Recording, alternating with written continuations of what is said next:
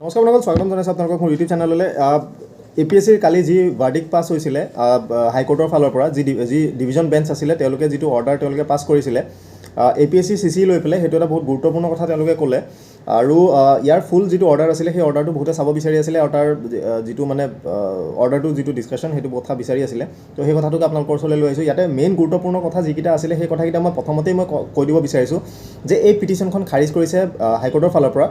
আৰু তেওঁলোকক APSCয়ে জনাইছিলে যে ইয়াৰ যদি 27 তাৰিখৰ পৰীক্ষাটোও পিছুৱা হয়, তেওঁলোকে পৰৱৰ্তী দিনত তেওঁলোকৰ চেণ্টাৰ পাবলৈ তেওঁলোকৰ অসুবিধা হ'ব। আৰু কেইটামান চেণ্টাৰৰ পৰাহে তেওঁলোকে কনফাৰ্মেশ্যন পাইছে, বাকী চেণ্টাৰখিনি তেওঁলোকে এতিয়ালৈকে কনফাৰ্মেশ্যন পোৱা নাই, আৰু সেইবাবে পৰীক্ষা পতাটো অসুবিধা হ'ব। লজিষ্টিকৰ খৰচ বা সেইখিনি বহুত বেছি এটা মানে তেওঁলোকৰ ওপৰত বাৰ্ডেন হৈ যায়গৈ। লগতে যিখিনি ফৰেষ্ট ছাৰ্ভিচৰ এক্সাম যিসকলে এপিয়াৰ হ'বলৈ গৈ আছিলে তেওঁলোকৰ কেইজনমানহে ছাত্ৰ ছাত্ৰী আছে। চ' সেইকাৰণে কোৰ্টৰ ফালৰ পৰা কোৱা হ'ল যে তেওঁলোকে চুজ কৰিব লাগিব, আইদাৰ UPSC অৰ APSC, তেওঁলোকে চুজ কৰিব লাগিব। কি বেচিছত ক'লে সেইটো মই নাজানো, সেইটো কথাত মই সোমাব নাযাওঁ, কিন্তু এনেধৰণৰ কথা কিছুমান ক'লে। চ' মই অৰ্ডাৰটো দেখাওঁ, আপোনালোকে অৰ্ডাৰটো চাই লওক। তো এইটো চাওক, এইটো হৈছে কোৰ্ট অৰ্ডাৰ। ইয়াতে লিখা আছে today mister TJ Mahanta learned senior counsel, standing counsel APSCৰ হয়। তেওঁলোকে কৈছে যে তেওঁলোকে কনচাৰ্ণ অথৰিটিৰ লগত তেওঁলোকে গোটেই কথাখিনি তেওঁলোকে পাতিলে, আৰু APSCয়ে তেওঁলোকে এক্সপ্ৰেছ কৰিছে তেওঁলোকৰ ইনএবিলিটিটো, মানে ডেট পষ্টপন কৰা লৈ পেলাই। আৰু ইয়াতে লিখা আছে তলত যে sir, in inviting a reference to the subject cited above, I am directed by the commission to furnish the following information for favour of your kind perusal and to apprise the honourable Guwahati High Court on reschedulement postponement of the examination schedule to be held on 27/2/2022। অৰ্থাৎ 21-22 পৰীক্ষাৰ কথা ইয়াতে কোনো mention নাই, কিন্তু যি 27 তাৰিখৰ যি ক্লেছ হৈ আছিলে ইণ্ডিয়ান ফৰেষ্ট ছাৰ্ভিচেছৰ এক্সামৰ লগত, যিটো APSCৰ অপশ্যনেল CC 2020 মেইনছৰ অপশ্যনেল পেপাৰ দুখন যি ক্লেছ হৈ আছিলে, সেইখন কথা তেওঁলোকে লৈ পেলাই কৈছে যে total number of eligible candidates for the combined competitive examination mains is 3897, অৰ্থাৎ 3897গৰাকী কেণ্ডিডেটে মেইনছৰ পৰীক্ষা দিব। ইয়াৰ লগতে তেওঁলোকে কৈছে যে দ্বিতীয় পইণ্টত APSC receive request from only 5 candidates appearing in both the combined competitive mains examination and Indian forest service examination. অৰ্থাৎ তেওঁলোকে কৈছে যে APSCত অকল 5জন কেণ্ডিডেটহে তেওঁলোকে মানে পাইছে, যিসকলে এফিডেভিট দিছে, মানে তেওঁলোকে এপ্লিকেশ্যন দিছে যে তেওঁলোকে ফৰেষ্ট ছাৰ্ভিচ এক্সামিনেশ্যন তেওঁলোকে এপিয়াৰ কৰিব, যি 27 তাৰিখে হ'ব। ইয়াতে লিখিলে 3 নম্বৰত, the commission considered the probable difficulties of those candidates again and regrets its inability to consider such request due to various practical difficulties as mentioned below'. ইয়াৰ লগতে তেওঁলোকে ক'লে যে কমিশ্যনে গোটেই মেটাৰখিনি তেওঁলোকে ডিছকাছ কৰি পেলাই তেওঁলোকে কৈছে যে তেওঁলোকে ৰিগ্ৰেট কৰিছে তেওঁলোকৰ ইনএবিলিটি, অৰ্থাৎ তেওঁলোকে কৈছে যে আমি নোৱাৰিম এই কামটো কৰিব, আমি ৰিগ্ৰেট কৰিছোঁ এই কথাটোৰ কাৰণে যে আমি এই যিটো এপ্লিকেশ্যন তেওঁলোকে দিছে, যিটো গ্ৰাউণ্ডত তেওঁলোকে পষ্টপনমেণ্টৰ কাৰণে কৈছে, এই বস্তুটো আমি বৰ্তমান সময়ত আমি সেই কথাটো এণ্টাৰটেইন আমি কৰিব নোৱাৰিম। ইয়াতে লিখিছে যে on 27/2/2022 examination is schedule for optional paper 1 and paper 2, where an examination for total 29 subjects will be held. Okay, 27 তাৰিখে যি APSCৰ যি অপশ্যনেল পেপাৰ হ'ব, পেপাৰ 1 আৰু পেপাৰ 2, তাতে আপোনাৰ 29টা টোটেল ছাবজেক্ট আছে। 29টা টোটেল ছাবজেক্টৰ অপশ্যনেল পৰীক্ষা এপিয়াৰ কৰিব 3897জন কেণ্ডিডেটে, আৰু total 17 venues have been selected for 27/2/2022। অৰ্থাৎ পৰীক্ষা যি মেইনছৰ কাৰণে হ'ব তাত 17টা ভেনিউ আছে। অ'কে, 17টা ভেনিউত পৰীক্ষা হ'ব, আৰু পাৰ্মিশ্যন সকলো এডুকেশ্যনেল ইনষ্টিটিউশ্যনৰ পৰা লোৱা হৈছে, ধৰি লওক কটন ইউনিভাৰ্চিটি, গুৱাহাটী ইউনিভাৰ্চিটি, তেনেকুৱাখিনি। ছিট দিয়া হৈছে। APSC will not get required venue after 27/2/2022, that is on weekdays as government of Assam has already decided to start the regular classes effective from 15/2/2022। APSC ফালৰ পৰা কোৱা হৈছে যে তেওঁলোকে যদি 27 তাৰিখে তেওঁলোকে যদি পৰীক্ষা নাপাতে, তেওঁলোকে যদি পৰীক্ষা পাতিব নোৱাৰে বা পষ্টপন কৰিব লাগে, তেতিয়া তেওঁলোকে 27 তাৰিখৰ পাছত কোনো ধৰণৰ তেওঁলোকে ভেনু নাপাব, তেওঁলোকে অৰ্থাৎ কোনো ধৰণৰ চেণ্টাৰ নাপাব পৰীক্ষা অনুষ্ঠিত কৰিবৰ বাবে, কিয়নো গভৰ্ণমেণ্ট অফ আছামৰ ফালৰ পৰা অলৰেডি স্কুল কলেজ খুলি দিয়া হৈছে 15 ফেব্ৰুৱাৰীৰ পৰা। ইয়াতে 4 নম্বৰ ডি পইণ্টত লিখা আছে চাওক, 2 major ভেনিউজ of the CC mains examination 2020, Guwahati university and cotton university, which have arranged of accommodating total 1000 candidates each have specifically informed the APSC that they will not be able to provide their institutions beyond 27 February 2022 for holding the CC mains 2022. ইয়াতে যি 3897গৰাকী candidate আছে, তাৰে 2000জন কেণ্ডিডেটে পৰীক্ষা দিব অকল Guwahati university আৰু cotton university. প্ৰত্যেকখন ইউনিভাৰ্চিটিতে 1000কে কেণ্ডিডেটে পৰীক্ষা দিবলৈ তেওঁলোকে যাব, আৰু গুৱাহাটী ইউনিভাৰ্চিটি আৰু কটন ইউনিভাৰ্চিটিৰ ফালৰ পৰা APSCক জনোৱা হৈছে যে 27 তাৰিখৰ পাছত তেওঁলোকে নিজৰ এক্সামিনেশ্যন হল তেওঁলোকে APSCক দিব নোৱাৰিব, পৰীক্ষা অনুষ্ঠিত কৰিব নোৱাৰাৰ বাবে। এই কথাটো মই বুজি নাপালোঁ বাৰু। কটন ইউনিভাৰ্চিটিৰ কথা নকওঁ, গুৱাহাটী ইউনিভাৰ্চিটি নিজৰ কাম কাজৰ কোনো ধৰণৰ তেওঁলোকৰ মানে স্থিৰতাই নাই, তেওঁলোকৰ এইবিলাক কথাত বেছিকৈ নোসোমাওঁ বাৰু। গুৱাহাটী ইউনিভাৰ্চিটিৰ কথা কি ক'ম আৰু, ক'লে গোটেই ৰামায়ণ পুৰাণ একখান খোল খাই যাবগৈ। The next Sunday date is 6/3/2022 is schedule for municipal election throughout the state of Assam. অৰ্থাৎ 6 মাৰ্চতো আপোনালোকে কোনো ধৰণৰ পৰীক্ষা অনুষ্ঠিত কৰিব নোৱাৰিব, কিয়নো মিউনিচিপাল আপোনালোকৰ যি ইলেকশ্যন আপোনালোকে জানে মিউনিচিপাল ইলেকশ্যন হ'ব 6 তাৰিখে। তাৰপিছত F নম্বৰত আছে পইণ্টত two major examination of the state that is high school leaving certificate 2022 and higher secondary 2022 will be held from 15 March 2022 onwards ইয়াৰ লগতে যি ষ্টেট গভৰ্ণমেণ্ট ফালৰ পৰা যি অৰ্ডাৰ দিয়া হৈছে যে মেট্ৰিকৰ পৰীক্ষা আৰু উচ্চতৰ মাধ্যমিকৰ পৰীক্ষা 15 মাৰ্চৰ পৰা হ'ব সেইকাৰণে তেওঁলোকে মিউনিচিপালৰ পাছত পৰীক্ষা অনুষ্ঠিত কৰিবলৈও এই পৰীক্ষাখিনিৰ বাবে তেওঁলোকে ভেনু পোৱাত তেওঁলোকৰ অসুবিধা হ'ব যি নম্বৰ পইণ্টত কোৱা হৈছে most importantly answer come question booklet for the CC means have already been received from the printing press as per venue and candidate wise list in seal packet condition and any change of venue and resorting to question papers would be detrimental to the secrecy and confidentiality of the examination system তেওঁলোকে মেইনছৰ যি question paper আছে question paper already printing প্ৰেছৰ পৰা আহি গৈছে আৰু secured তেওঁলোকে ভল্টত বৰ্তমান সময়ত ৰখা হৈছে চিকিউৰ কৰি পেলাই আৰু পৰীক্ষা যদি দেৰি হৈ গৈ থাকে এই চিক্ৰেচিটো মেইনটেইন কৰাটো তেওঁলোকৰ বাবে এটা সমস্যা হ'বগৈ তেওঁলোকে সেই বস্তুটো ভাবিছে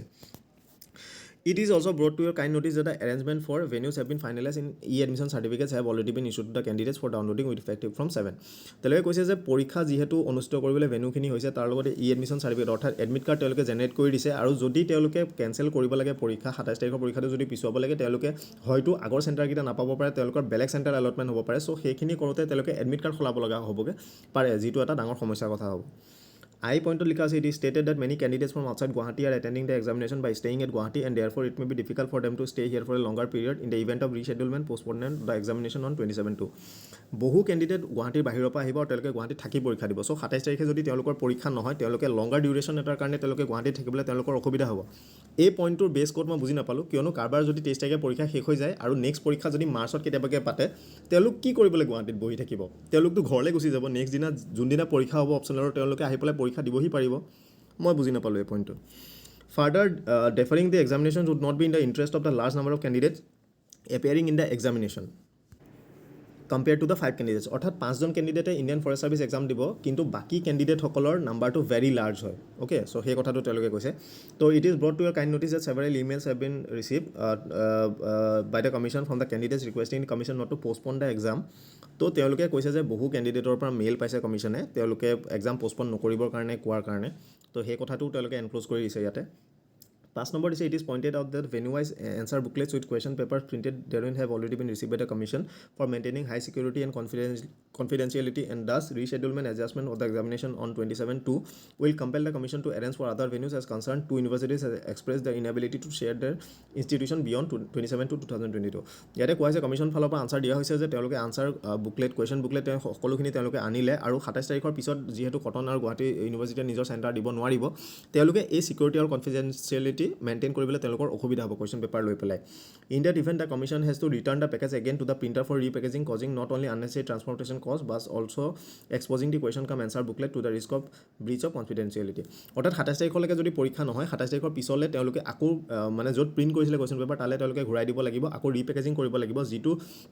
সময়ত তেওঁলোকৰ কুৱেশ্যন পেপাৰ তেওঁলোকৰ লিক হোৱাৰ চান্সেছ এটা থাকিব পাৰে আৰু লগতে মানে ট্ৰান্সপৰ্টেশ্যন কষ্টটো তেওঁলোকৰ বাঢ়ি যাব The commission, however, in pursuance of the order dated 11/2/2022, examined the matter afresh and examined, checked the optional paper of the candidate, that is petitioner number 2, Piyush Garodia and other 4 candidates appearing in Indian Forest Service examination who have made requests for reschedulement due to apparent clash with the IFS examination. তো তেওঁলোকে এই গোটেইখিনি matter examine কৰিছে যিসকলে IFSৰ পৰীক্ষা দিব তো এইখিনি তেওঁলোকে চাইছে গোটেই পেপাৰখিনি এইখিনি আপোনালোকে চাওক এই 5 জনে তেওঁলোকে IFSৰ পৰীক্ষা দিব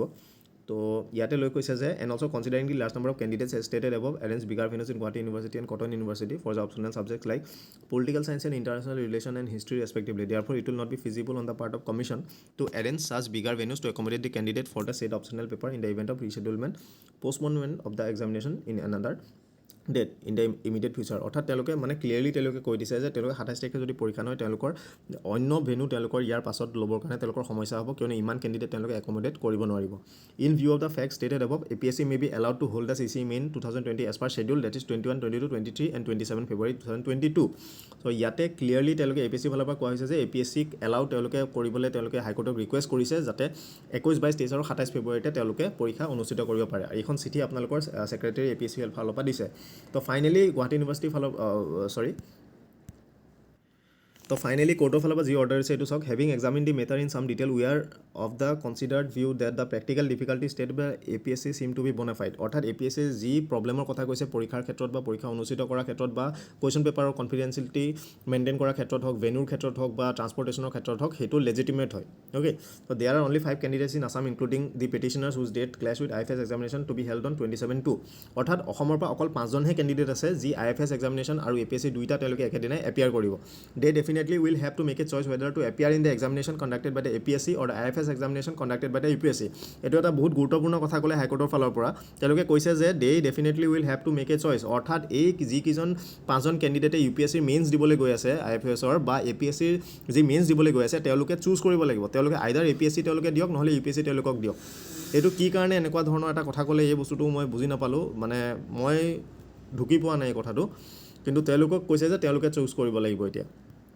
On balance, however, we find that there are good grounds not to pass any direction to the APSC for change of dates as the logistical, financial and other difficulties which will be faced by APSC in the event we change the date of examination from 27 to any other date far outweigh the difficulties of these 5 candidates. অৰ্থাৎ তেওঁলোকে কৈছে যে এই যি 5 জন কেণ্ডিডেটে পৰীক্ষা তেওঁলোকে দিব নোৱাৰিব বুলি কৈছে তেওঁলোকৰ ক্লেছ কৰিব বুলি কৈছে তেওঁলোকৰ কাৰণে যদি আমি এক্সামিনেশ্যন ডেট যদি আমি পোষ্টপন কৰোঁ বা আমি যদি আগুৱাই দিওঁ বা পিছুৱাই দিওঁ এই ক্ষেত্ৰটোত এই 5 জন কেণ্ডিডেটৰ সুবিধাৰ প্ৰতি লক্ষ্য ৰাখি অন্য কেণ্ডিডেটসকলৰ আমি বেছি ডাঙৰ সমস্যা হ'ব আৰু APSCৰ যথেষ্ট বেছি সমস্যা হ'ব okay to the rest of the players in any case are not of a nature on which an interference is being called that is the main of setting question extra অৰ্থাৎ এই মেটাৰটোৰ বাদে অন্য যিখিনি মেটাৰ আছিলে ধৰি লওক পৰীক্ষাৰ pattern হওক কুৱেশ্যন পেপাৰ তেওঁলোকে আগতীয়াকৈ তেওঁলোকে চেম্পল নিদিলে তেনেকুৱা ধৰণৰ যিমানবিলাক বস্তু আছিলে সেইখিনি কোনো ধৰণৰ ভেলিড নহয় বস্তুবিলাক so' therefore the writ petition has no merit and is hereby dismissed so' এই ৰিট পিটিশ্যন যি ফাইল কৰা হৈছিলে যি 11-12 জনে ফাইল কৰিছিলে সেইখনৰ কোনো মেৰিট নাই বুলি তেওঁলোকে কেছ বৰ্তমান ডিছমিছ কৰি দিছে আৰু ক্লিয়াৰলি তেওঁলোকে কৈ দিছে যে APSC বৰ্তমান সময়ত পৰীক্ষা পাতিব পাৰিব আৰু যিসকলে ক্লাছ হৈ আছিলে পৰীক্ষা ক্লাছ হৈ আছিলে বুলি কৈছিলে তেওঁলোকে আইদাৰ UPSC নহলে APSC কোনোবা এটা তেওঁলোকে চুজ কৰিব লাগিব তো এইটো কৈ পেলাই গোটেই পিটিশ্যন তেওঁলোকে ডিছমিছ কৰি দিছে চ' আপোনালোকে ৰেডি হওক আপোনালোকৰ বেলেগ কোনো অপশ্যন নাই এতিয়া তো এইটো দেখিলে অৰ্ডাৰটো এনেকুৱা আছিলে আৰু কি ক'ব এতিয়া পৰীক্ষা মেবি 27 তাৰিখৰ পৰীক্ষাটো তেওঁলোকে নিপিছুৱাব কিয়নো তেওঁলোকে APSC যি পৰীক্ষাৰ যি প্ৰক্ৰিয়া আছে সেই প্ৰক্ৰিয়াৰ মাজত তেওঁলোকে কোনো ধৰণৰ মাত নামাতো বুলি তেওঁলোকে কোনো ধৰণৰ অৰ্ডাৰ পাছ নকৰো বুলি তেওঁলোকে ইতিমধ্যে তেওঁলোকে কৈ দিছে গোটেইখিনি মানে ক্লিয়াৰলি তেওঁলোকে কথাটো মেনশ্যন কৰি দিছে চ' মেবি 21, 22, 23 আৰু 27 এই 4 দিনতে আপোনালোকৰ পৰীক্ষা হ'ব চ' বি প্ৰিপেয়াৰ্ড থেংক ইউ